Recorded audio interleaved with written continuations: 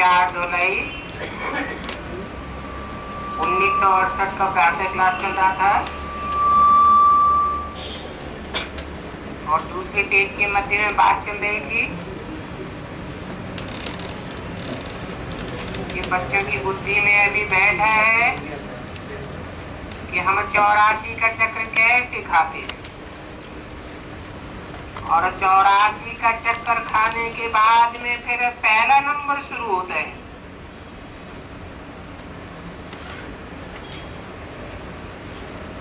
इसे कहते हैं अव्वल नंबर जन्म। बाकी फिर है नंबरवार।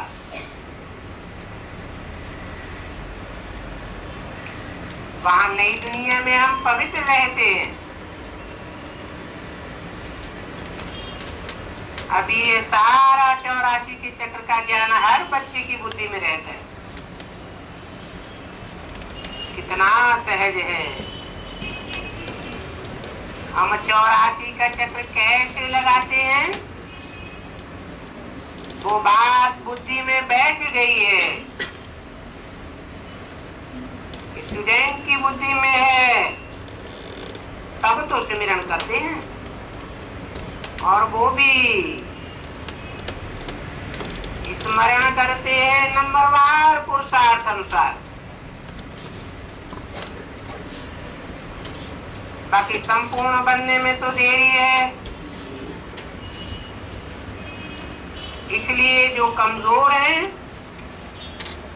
उनका काम है दौड़ी पहनना। पुरुषार्थ की रेस करो। बाप को याद करते रहना है।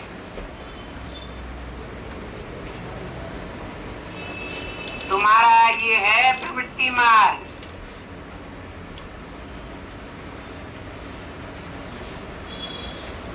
और तुम्हारी याद भी प्रवृत्ति मार्ग की है, क्योंकि तुम सिर्फ निराकार को याद नहीं करते हो, साकार और निराकार दोनों के मेल को याद करते हो। सन्यासियों का तो निवृत्ति मार्ग ही अलग है।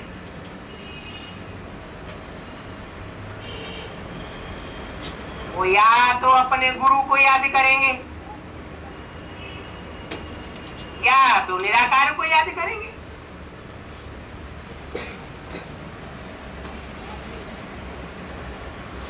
वो अकेले हैं जो ब्रह्म तत्व की तरफ दौड़ते हैं। वो तो जड़ तत्व है। यहाँ ब्राह्मणों की दुनिया में भी ऐसे शूटिंग करने वाले हैं जो जड़त्वमयी ब्रह्मा की बुद्धि का चक्र है। ऐसे ही उनकी बुद्धि चक्कर खाती है। बाकी बाप को तो जानते ही नहीं है। हद के सन्यासी भी नहीं जानते हैं और बेहद ब्राह्मणों की दुनिया के सन्यासी भी बाप को नहीं जानते हैं।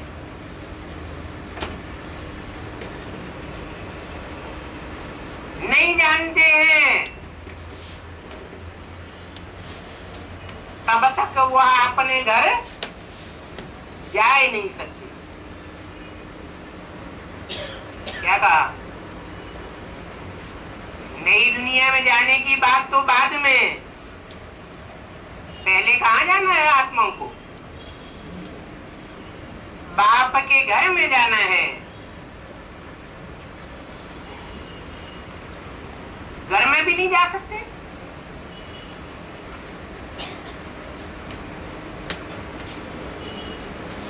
घर में तो रहना होता है, परंतु वो तो समझते हैं कि हम ब्रह्म में लीन हो जाएंगे। ये है अनराइटियस ख्यालात। ब्रह्म में बुद्धि वाले ब्रह्मा में लीन होने की तो बात ही नहीं है।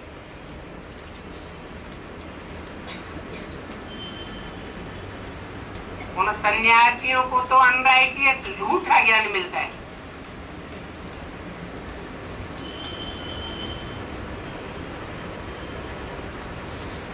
अध के सन्यासियों को या बेअध के सन्यासियों को भी है? अध के सन्यासी, वेद के सन्यासियों को नहीं मिलता है। ब्राह्मणों की दुनिया में उनको सच्चा ज्ञान मिलता है या झूठा ज्ञान मिलता है? झूठा कैसे? ब्रह्मा के मुख से जो शिव बाप ने मुरली चलाई वो झूठा ज्ञान है? सच्चा ज्ञान है? झूठा इसलिए है कि जैसे भोजन खाया जाता है और बिल्कुल न चबाया जाए और सीधा ही पेट में चला जाए तो उसमें रस बनेगा, खून बनेगा, ताकत आएगी। तो ये भी ऐसे है, अनराइटियस झूठा ज्ञान है, बाप का ज्ञान तो है ही नहीं। और जब बाप का ही ज्ञान नहीं है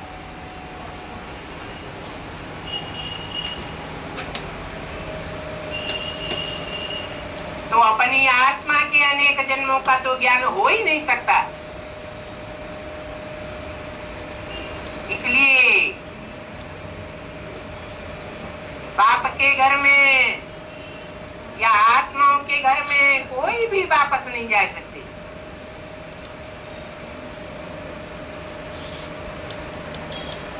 बल कहते हैं निर्वाण धाम गया, ब्रह्मलोकवासी हुआ या ब्रह्मलीन स्वामी हुआ, परंतु घर जाने का रास्ता तो बाप ही बतलाते हैं। जब घर जाएं तब फिर आवे नई दुनिया में,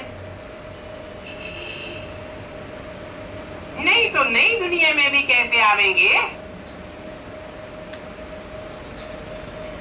बच्चों को समझाया है सभी को ऊपर से नीचे आना है पार्ट बजाने के लिए।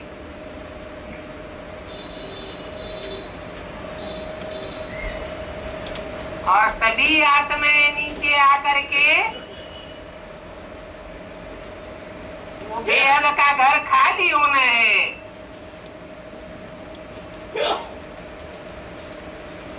लास्ट पूर्व में आते हैं बाप। बल मनुष्यों की वृद्धि होती जाती है तो बाप के आने के बाद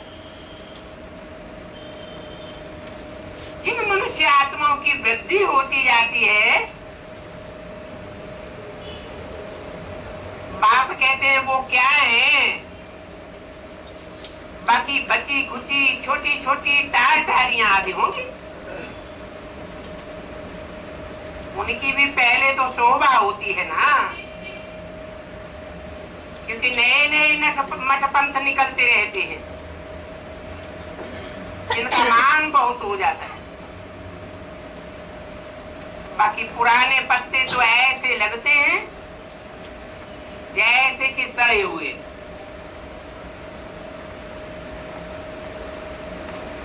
तो 5000 वर्ष के चक्कर की बात हुई और यहाँ संगम युग में है शूटिंग पीरियड की बात। जो पुराने पुराने पत्ते अभी भी देखने में आते हैं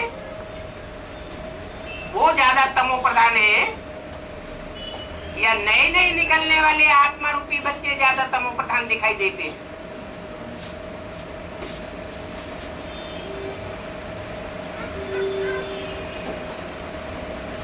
तुम बच्चे भी अभी पुराने हो गए हो तुम्हारा इस दुनिया में जरा भी मान नहीं है। नए नए का मान होता है, इसलिए उनके पास सभी जाते हैं। अभी तुम तो समझते हो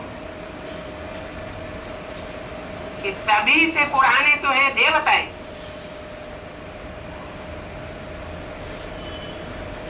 कितने जन्म लेते हैं? पूरे 84 जन्म लेते हैं। और धर्मों में कन्वर्ट होने वाली आत्माएं सभी से पुरानी नहीं कही जाएंगी, अर्थात सनातन माना पुराने धर्म की पक्की आत्माएं नहीं कही जाएंगी।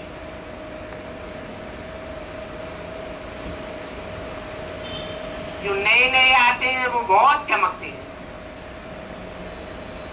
परंतु उनकी तो लाइफ ही बहुत थोड़ी है। कौन सी लाइफ? हद के शरीर की आयु की लाइफ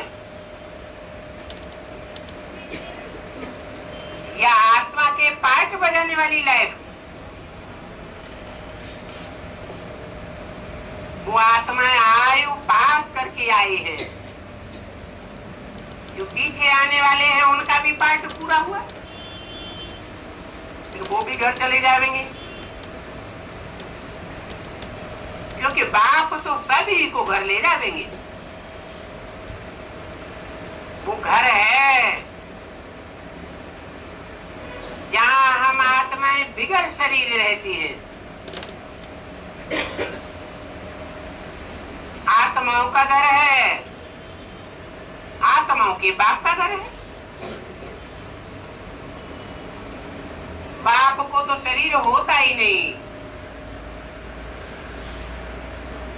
तो बाप के जो बच्चे आत्माएं हैं उनको भी वहां शरीर होता ही नहीं। वहां सब आत्माएं नंगे ही रहती है।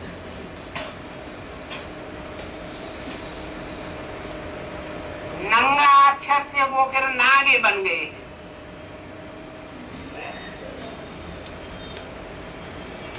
जैन धर्म में भी है और सनातन धर्म में भी नागा बाबा हैं।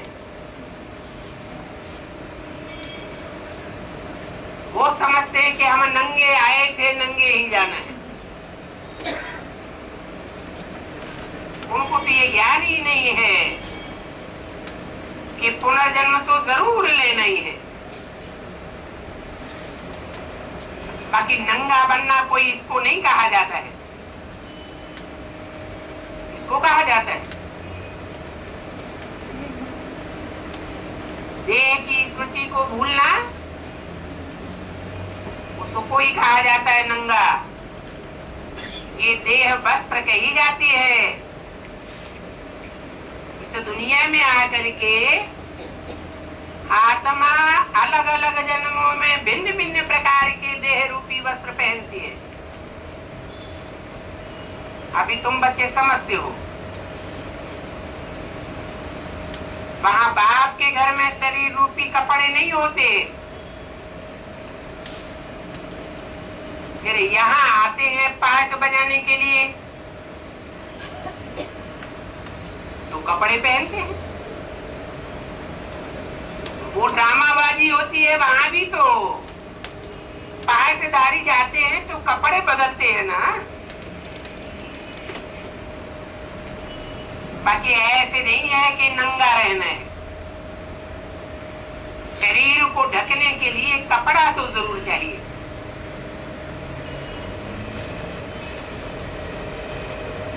मनुष्य समझते नहीं समझते हैं तो नागों को बड़ा अभिमान रहता है और मनुष्य भी उन नागों को बहुत मान देते हैं।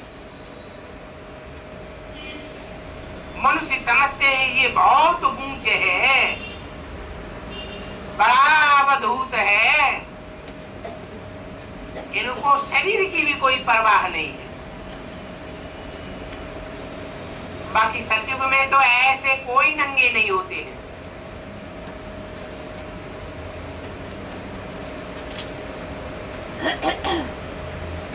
तो ये सभी बातें बाप ही आकर के समझाते हैं और तुम बच्चों को ही समझाते। जो बच्चे अच्छी रीति समझ जाएंगे उनको कहेंगे ज्ञानी।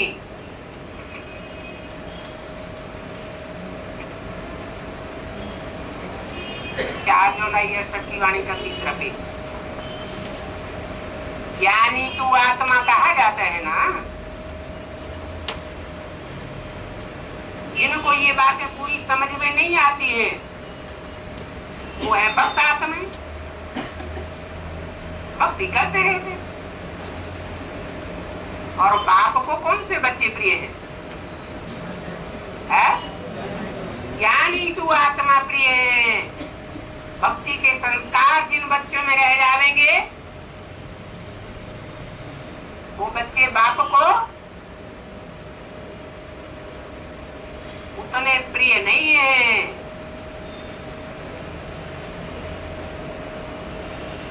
जो ज्ञानी तू आत्मा है वही अंत में ऐसी स्टेज बना देंगे। कैसे? एक बाप दूसरा न कोई, एक बाप को ही याद करते। और यहाँ ज्ञान बगैर तो कोई आ भी नहीं सकता।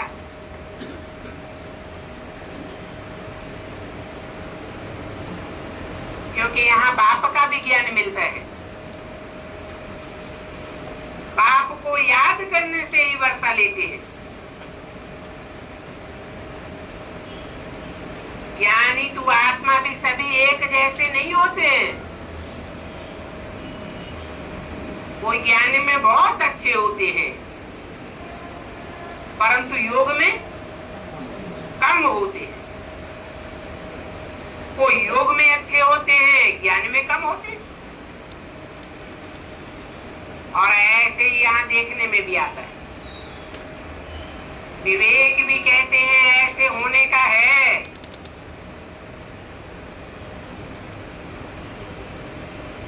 मतलब बाप भी समझ सकते हैं ये राजधानी स्थापन हो रही है,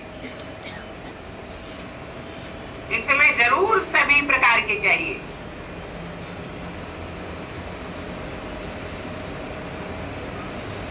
और प्यारे तो बहुत लगते हैं। जो इन बच्चों के बगैर दूसरा कोई भी देखने की दिल नहीं होती है। बाकी कोई वह ज्ञानी तू आत्मा तो नहीं है। ये कहां भी जाएंगे तो उनको बच्चे ही याद रहेंगे, बच्चों को ही देखना है और बच्चे ही वृद्धि को पाते रहते हैं।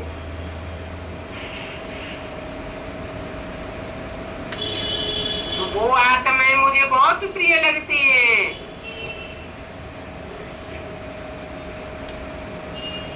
फिर हम बाहर जाते ही क्यों हैं? दिल ही नहीं होती बाहर जाने की। मुझे सिवाय अपने ज्ञानी तू आत्मा बच्चों के और कहीं भी अच्छा नहीं लगता है। जानते हैं इस रौरव नरक में सभी गोते खाते रहते। मनुष्य जैसे जानवर मिसल हैं।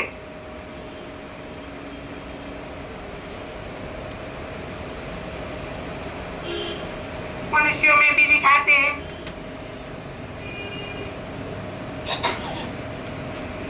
चौरासी का चक्र, कोई जानवर बिच्छू टेंडन सर्प आदि की तरह जीवन बिताते हैं तो सभी मनुष्य, परंतु उनकी चलन ऐसी हो जाती बाकी ऐसे नहीं है कि मनुष्य आत्मा कोई 84 लाख योनियों में चक्कर खाती है। ऐसे ऐसे बिच्छू टिंडन जैसे बन जाते हैं कि एक दो को डसते ही रहते हैं, बात मत पूछो।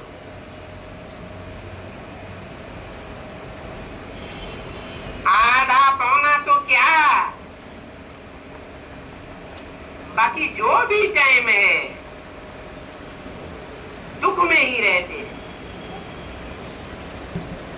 कौन सी युग में आने वाली आत्माएं होंगी है जो पौना हिस्सा से भी ज्यादा दुख में रहती है?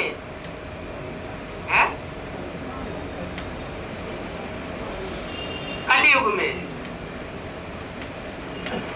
बाबा के पास तो बहुत ही आते हैं,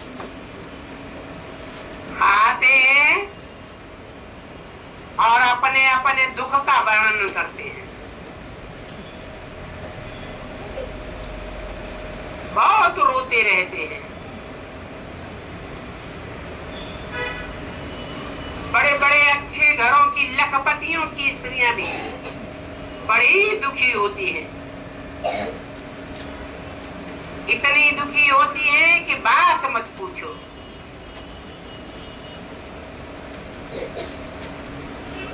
ये पिछाड़ी का जमाना है ना,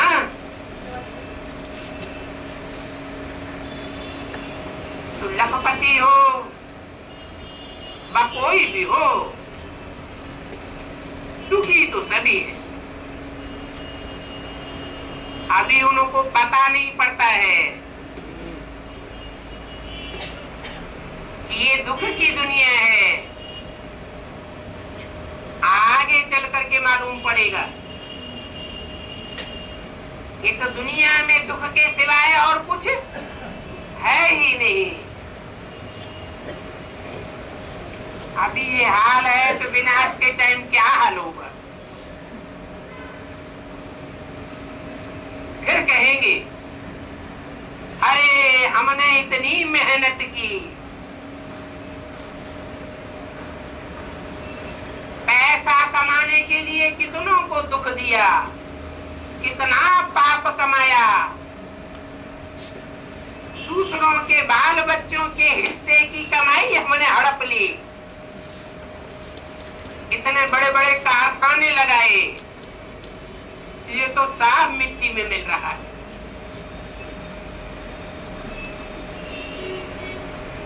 हार्ट फेल होने लग पड़ेंगे। आगे चल करके तुम देखना,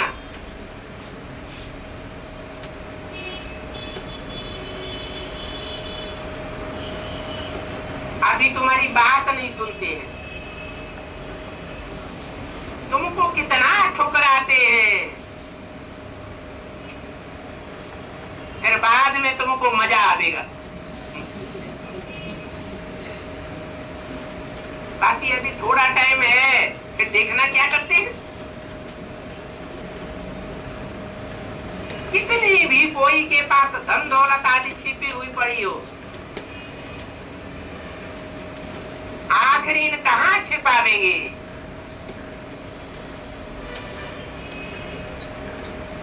जमीन में गाड़ी होगी, भूकंप आवेगा, कहाँ की कहाँ पहुंच जाएगी।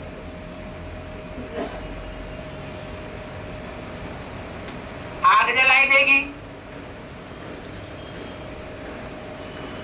सब मिट्टी में मिल जाएगा। चोर लुटेरे बढ़ जाएंगे, लूटते रहेंगे। और गवर्नमेंट तो अभी भी लूटती रहती है। इसलिए बाप कहते हैं किनकी दबी रही धूल में किनकी राजा खाए, किनकी ले गए चोटा किनकी आग जलाए। अनायासी सब खत्म हो जाएंगे। सफली होगी उनकी जो खर्चे नामधनी के, वो भी धनी बाप को जिन्होंने पहचाना होगा भाई सफल हो गए। बाकी तो सारी दुनिया खत्म होगी।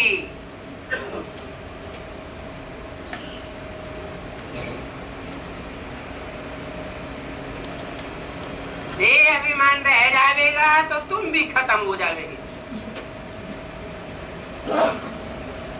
जाना तो सभी को है,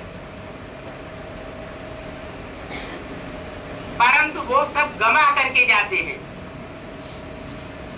और तुम तो साथ में ले जाओगे। वो गरीब बन जाते हैं, तुम साहूकार बन जाते हो। तो तुमको कहेंगे ज्ञानी तू आत्मा। जिनको पहले से सब कुछ पता पड़ गया उनको कहेंगे भक्त आत्मा, क्योंकि भक्ति मुर्दाबाद होनी है और ज्ञान जिंदाबाद होता है।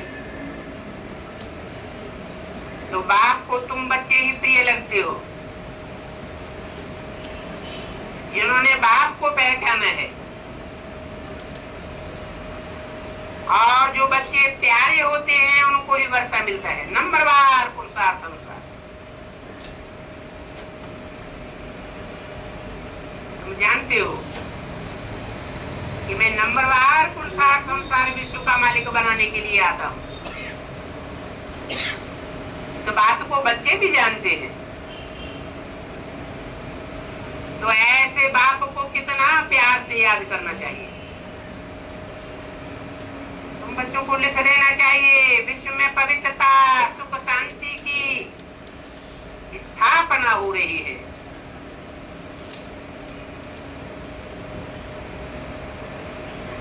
इसको लिख देना चाहिए है? तुम बच्चों को लिख देना चाहिए। लिखेंगे तो तब जब पहले भी ये बात बुद्धि में बैठी हुई हो कि बाप ऐसा संगठन तैयार कर रहे हैं जहां नंबरवार सुखी हो जाते हैं।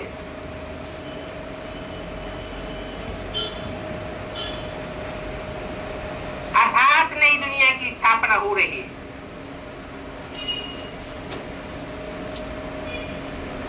तुम्हारे पास आकर के वही समझेंगे जो कल पहले स्वर्ग के मालिक बने थे।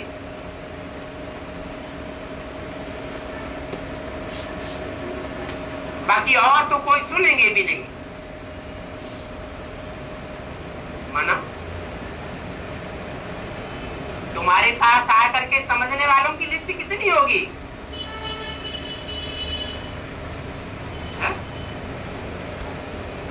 कोई मियाद है? जो खुद तुम्हारे पास आवेंगे और आकर के सुनेंगे। अभी भी कोई कोई है जो बिना बुलाए आते रहते हैं, आकर के सुनते रहते हैं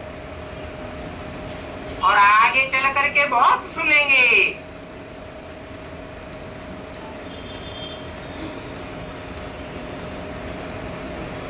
जो मालिक बनने वाले होंगे वही आकर के सुनेंगे।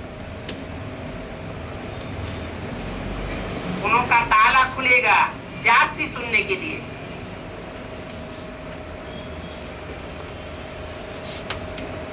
थोड़ा थोड़ा ताला खुलता ही जाता है। कोई के साथ कितना भी माथा मारो उनका ताला खुलता ही नहीं। जैसे कि बिल्कुल ही पत्थर बुद्धि है। तुम्हारा भी ताला खुला है नंबरवार पुरुषार्थ अनुसार। कोई को अच्छा लग जाता है तो समझते हैं ये तो बहुत सहज ज्ञान है। बाप को याद करके विश्व का मालिक बनना है। भक्ति मार्ग में भी तो बाप को याद किया है ना।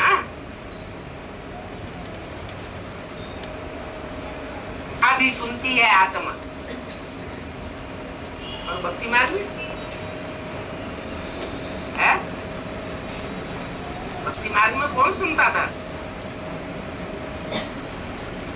आत्मिक स्थिति में रह के सुनते थे, देवान में रह करके सुनते थे। अभी तो तुम्हारी आत्मा में ही नॉलेज आती जाती है, जिस कारण तुम ऊंच दर्जा पाते हो। बाकी कोई और फर्क आत्मा में देखने में आता है क्या? आत्मा में जो अभी ज्ञान है वो आत्मा ही जानती है। जैसे बाप सत्य के आदि मध्य अंत को जानते हैं, तुम बच्चे भी जानते हो, और तुम बच्चे अभी नॉलेजफुल बनते जाते हो। जैसे ऑर्डिनरी टीचर पढ़ाते हैं, वैसे बाप भी बच्चों को पढ़ाते हैं। फर्क हो जाता है ना। यहाँ नॉलेज आत्मा में धारण होती है, आत्मा पवित्र होती जाती है। इसलिए ज्ञान जल कहा जाता है।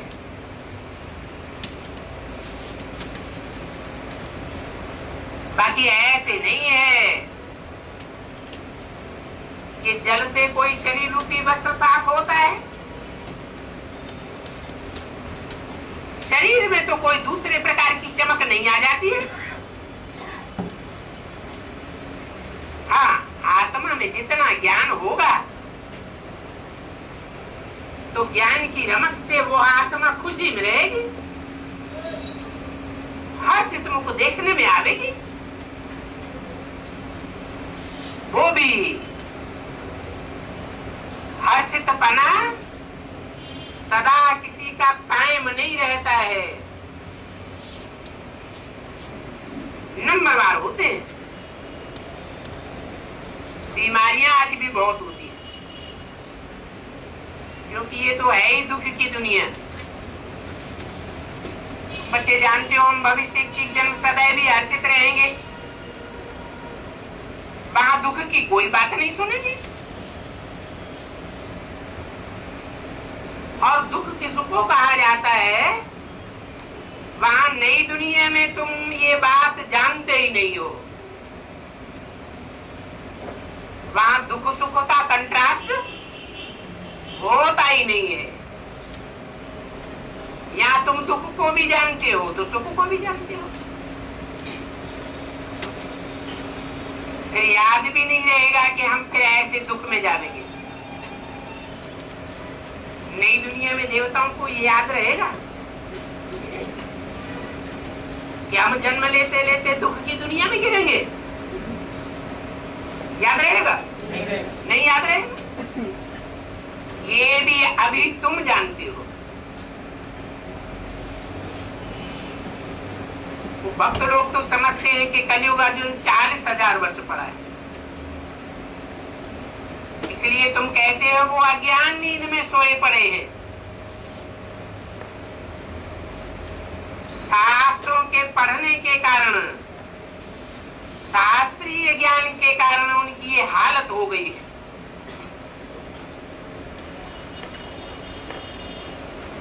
उन शास्त्रों को गाड़ी में बिठाए फिर परिक्रमा दिलाते हैं।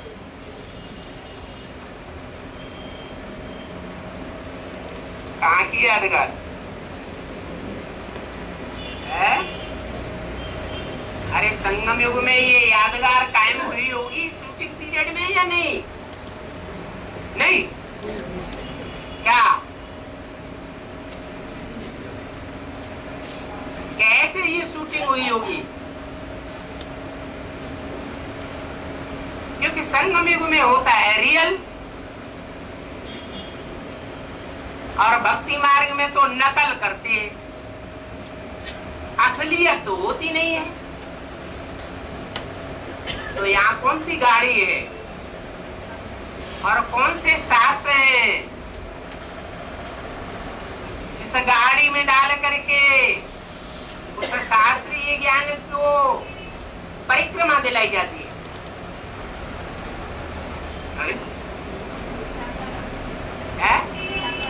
हाँ, जो साकार बाप का पार्ट है वो पार्ट ही ऐसा है जिसके लिए बोला है दुनिया में ऐसी कोई बात नहीं जो तेरे ऊपर लागू न होती। माना दुनिया का बड़े से बड़ा सन्यासी भी वो है, भक्त भी वो है, और ज्ञानी तू आत्मा भी वो है। तो शूटिंग कैसे होती है?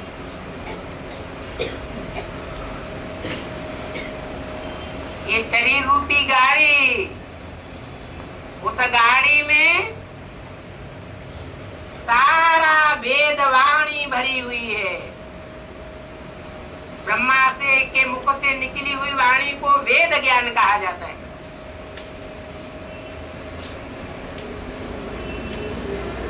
शास्त्रों का सार कहा जाता है। उसको गाड़ी में डाल करके परिक्रमा दिलाते रहते हैं। फिर भक्तों ने उसको कॉपी किया है। अभी तुम तो समझ गए हो ये न भक्ति मार्ग के शास्त्रों से क्या प्राप्ति हुई है।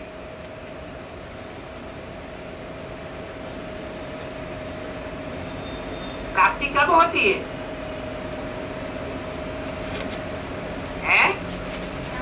शास्त्रों की परिक्रमा दिलाने से प्राप्ति होती है, या जो भी ज्ञान है उस ज्ञान को धारण करने से प्राप्ति होती है। 4:7 की वाणी का 4था पेज। जैसे शास्त्र गिरे हुए हैं तो खुद भी गिरे हुए हैं, और जो गिरे हुए होते हैं वो गिरी हुई चीज की परिक्रमा दिलाते रहते हैं। क्या मतलब हुआ है?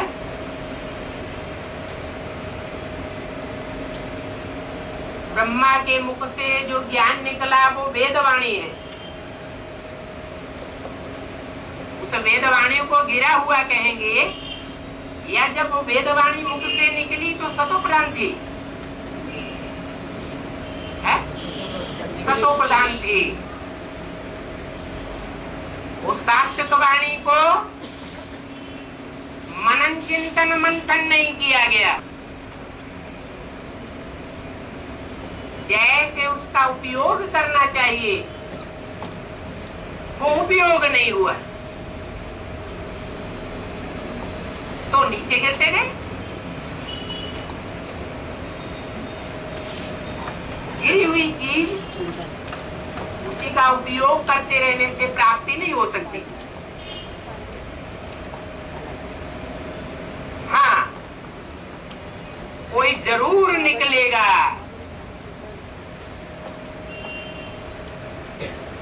जो प्राप्ति भी करेंगे।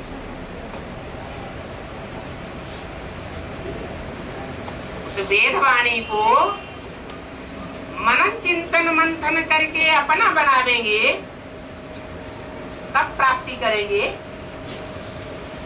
या बिना मंथन के प्राप्ति करेंगे। ऐसे मंथन करने वाले बच्चों को दिल में लगेगा यह बात तो ब्रह्मा और ब्रह्मा कुमारियों ने ठीक कही है। वो समझते हैं शास्त्रों का ही ज्ञान बहुत ऊंचा है।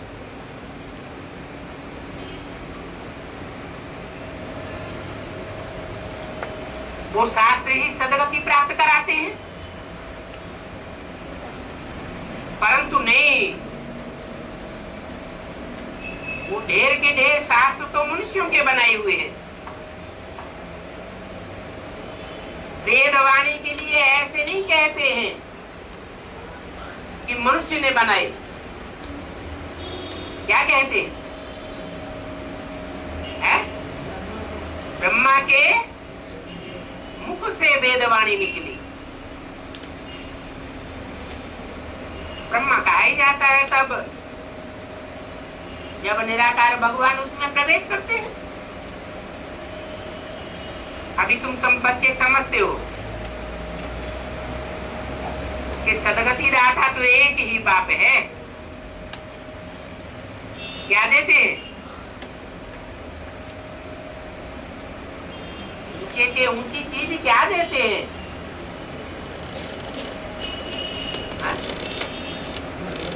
सदगति दे के जाते हैं। सद माने सच्ची और गति माने चाल। मनुष्य जीवन की ऊंचे से ऊंची चलन क्या है, चाल क्या है, वो दे करके जाते हैं। मनुष्य जीवन में भी रहे और सच्ची चाल ऐसी चले जिसमें सुख मिले, दुख नाम मात्र को भी न मिले। इसके लिए परमपिता परमात्मा ही आकर के ज्ञानी तू आत्मा बनाते हैं। इसलिए कहा जाता है कि ज्ञान से सदगति होती है और याद से क्या होता है?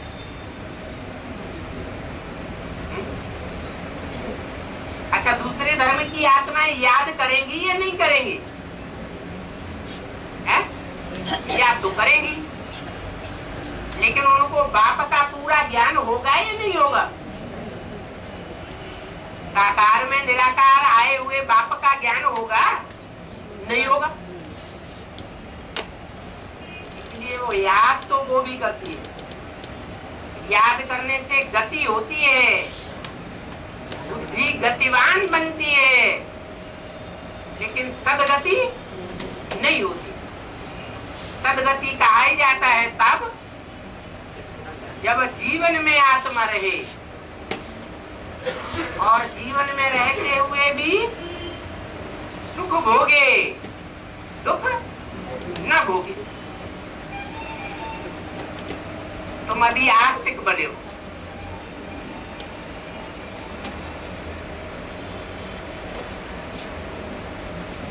आस्तिक माने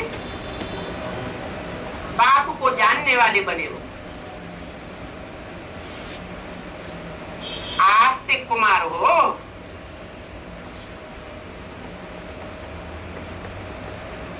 शिव बाबा के बच्चे हो ना, तो सभी आत्माएं शिव कुमार हैं।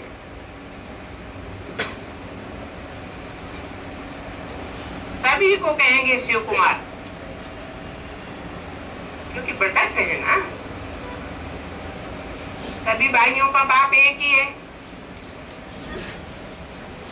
शिव कुमार है तो कुमारों को, बच्चों को शिव बाबा से राजभाग मिलता है स्वर्ग का।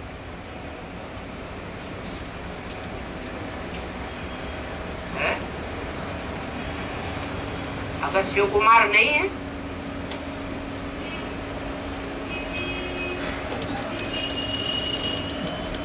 फिर किसके कुमार?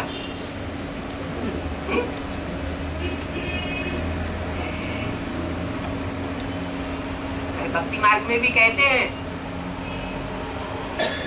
राम के भक्त रहीम के अपंदे हैं ये सब आंखों के अंधे। क्यों है अंधे? क्यों? राम को भी राम बनाने वाला, कृष्ण को भी कृष्ण बनाने वाला कोई और है, या वो स्वयं ही बन जाते हैं? कोई और है। उस बाप को तो जानते ही नहीं। वो बाप है आत्माओं का बाप। उस बाप की आत्मा का ही नाम शिव है। और जितने भी नाम हैं वो सब शरीरधारियों के नाम है, लेकिन आत्माओं के बाप का नाम शरीर का नाम नहीं है। शिव अर्थात ज्योति बिंदु, वो सदैव ज्योति बिंदु रूप है। साकार शरीर में प्रवेश करते हुए भी स्थिति में क्या है? बिंदु रूप है। देवान में कभी आने वाला नहीं है। ऐसे स्वरूप को जो देखने वाले हैं,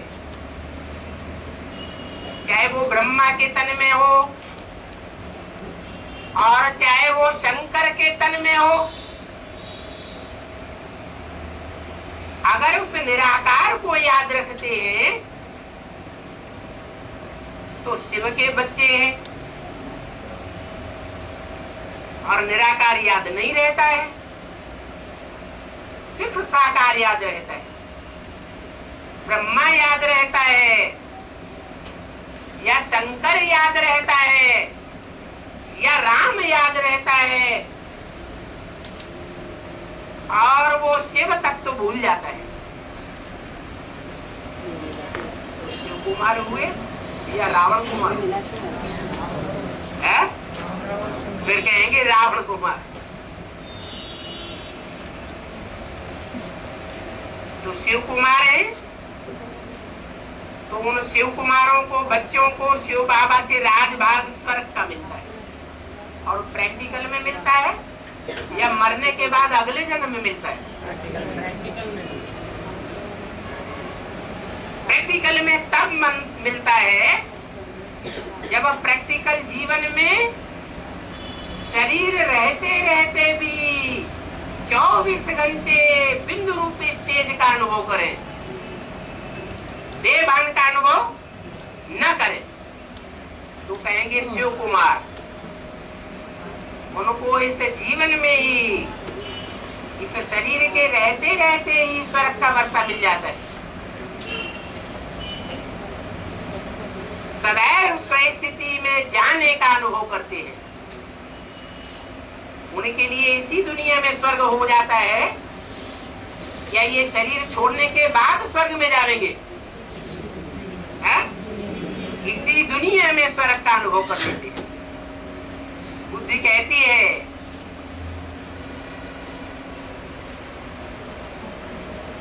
कि नई दुनिया में राजाई होगी तो वहां प्रजा आदि भी होगी, परंतु अभी तो ये राजाई स्थापन हो रही है और सभी श्रीमत पर पुरुषार्थ करते हैं स्वर्ग का वर्षा पाने का। फिर उसमें कोई जास्ती पढ़ते हैं, कोई कम पढ़ते हैं, अच्छी रीति याद करते हैं, कोई नहीं करते हैं। बाकी मेहनत है।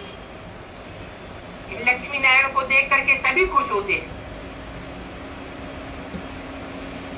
तुम भी खुश होते हो, समझते हो हम भी नर से नारायण, नारी से लक्ष्मी जैसे बनेंगे।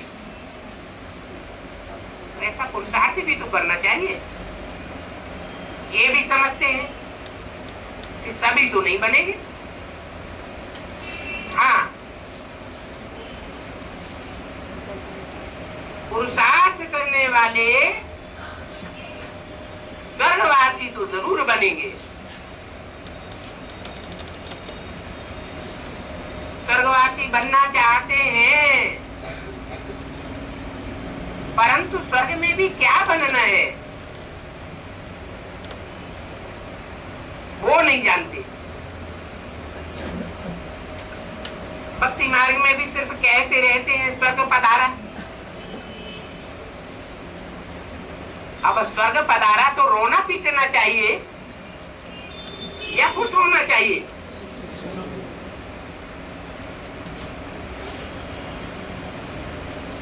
तो कहना बात अलग और प्रैक्टिकल में होना बात अलग हो जाती है। और यहाँ तो कथनी और करनी एक जैसी होनी चाहिए। तो वहां नई दुनिया में दुख का नाम निशान भी नहीं रहेगा। तुम हर 5000 वर्ष के बाद आधा कल्प सुख भोगते हो। वहां धनमाल बहुत रहता है। विचार करो भारत में कितना अतिचार धन था, बहुत बहुत धन था।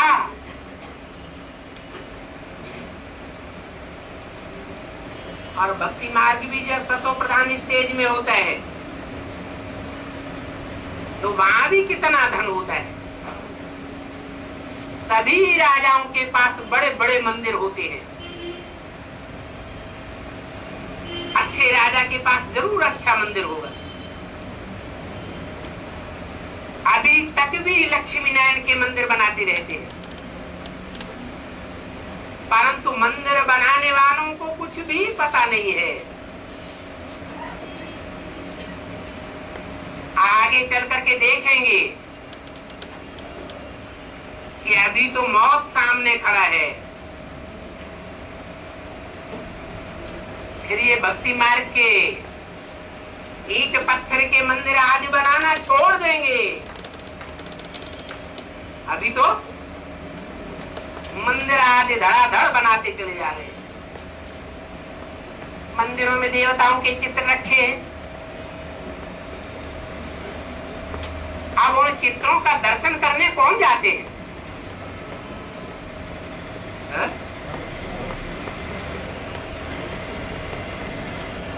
बाबा ने भक्त नाम नहीं लिया। अगर उन मंदिरों में उन जड़ चित्रों का दर्शन करने जाते हैं तो दर्शन करने वालों को बाबा ने बोला है बंदर।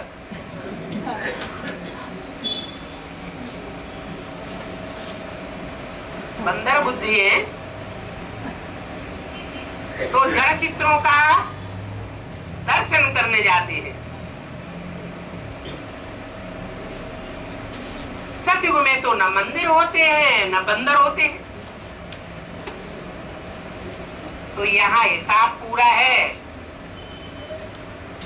कि मंदिरों में बंदर जाते हैं। वो तो देवताओं के आगे जाकर कहते हैं आप सर्वगुण संपन्न, स्थूला कला संपूर्ण, संपूर्ण हिंसक, मर्यादा पुरुषोत्तम, और हम पापी नीचकामी कुत्ते। तो फिर ऐसों को क्या कहेंगे?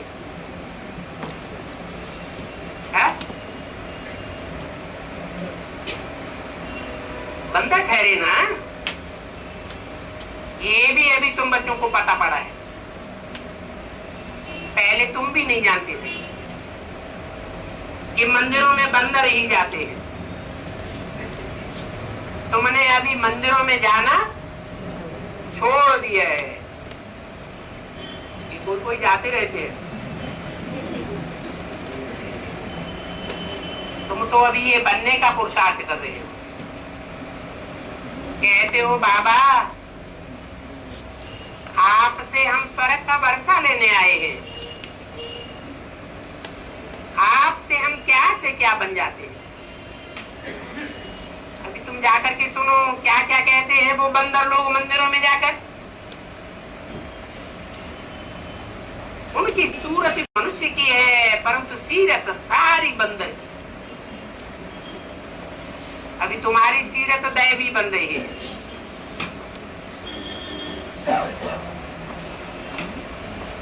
फिर दैवी सीरत बनते बनते तुम्हारी सूरत भी बदल जाएगी। क्या कहा है? ये संभव है क्या? नहीं संभव है। कैसे? कोई उदाहरण देना पड़े। जैसे आज की दुनिया में देखा जाता है कोई कोई व्यक्तियों के हार्मोन्स चेंज हो जाते हैं। तो स्त्री से पुरुष या पुरुष से क्या बन जाते हैं? स्त्री बन जाते हैं। शरीर चेंज हो जाता है या नहीं चेंज हो जाता है? हो जाता है। ऐसे ही तुम्हारी दृष्टि तुम्हारी वृत्ति, तुम्हारा वाइब्रेशन, तुम्हारा वायुमंडल प्रैक्टिस करते करते जब पूरा चेंज हो जाएगा तो तुम्हारी सूरत भी बदल जाएगी।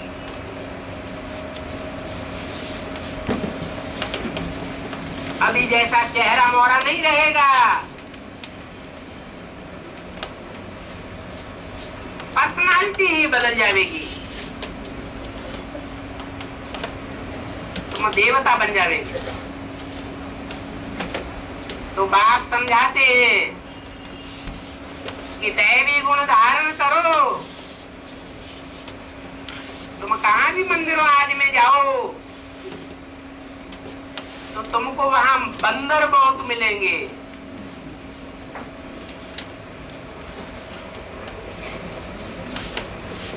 तो सोचो,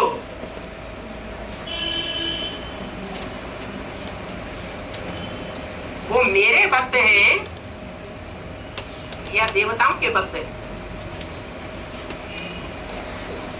वहां जाकर सर्विस करो,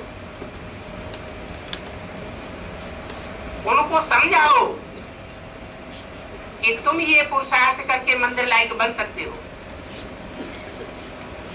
तुम सिर्फ बाप को याद करो तो तुम मंदिर लायक शिवालय में चले जाओगे। जितना जितना बहुतों की सर्विस करेंगे उतना उच्च पद पावेंगे। बच्चों को तो सर्विस करके बहुत खुश होना चाहिए। वो है भक्त तू आत्मा, जो मंदिरों में दर्शन करने जाते हैं और तुम मंदिरों में सेवा करने जाते हो तो तुम हो ज्ञानी तू आत्मा। तुमको बाप मिला है तो तुमने भक्ति छोड़ दी, तुम ज्ञानी तू आत्मा बन गए। वो सभी है भक्ति तू आत्मा, बाकी आत्मा तो सभी है। वो आत्माएं भक्ति करती है, तुम आत्माएं ज्ञान सुनती है। तो बाप को ज्ञानी तू बच्चे बहुत प्रिय लगते हैं। ज्ञानी तू आत्मा है वही प्रिय, बाकी तो बंदर मिसल है। अच्छा, मीठे मीठे बच्चों को बाप दादा का याद प्यार गुड मॉर्निंग और नमस्ते।